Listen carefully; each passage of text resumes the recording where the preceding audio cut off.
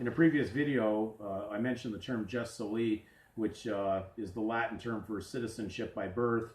As we mentioned in that video, most nations in the world provide citizenship based on just the thought that someone has been born on the soil of that particular nation and therefore now owe allegiance to that particular nation.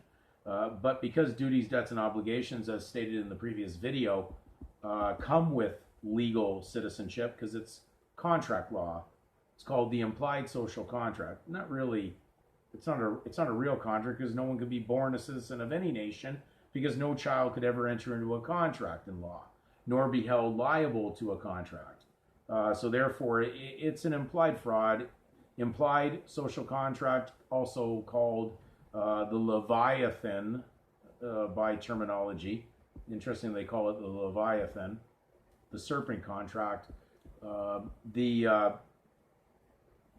The implication that a child could be involved in that makes no sense, and therefore it would require that child to be induced into labor later, so therefore trained up and apprenticeshiped into it. So isn't it interesting that the Roman Catholic Church used the same strategy on baptism? No one's born into the kingdom of God by birth. They have to make their election sure on that, and that's why there is no child baptism in the Bible.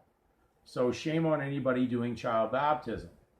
So of course, on the statement of birth documents, we already know, run by the Vatican under the surname owned by the church, what do they have on there? A nice little watermark, as if they've birthed you in and sprinkled water on you into the system of the Catholic Holy See. So just be aware, they're using the same strategy, nothing new under the sun. The idea of birth by citizenship in any of these nations around the world is following the same Roman Catholic doctrine of child baptism with no consent.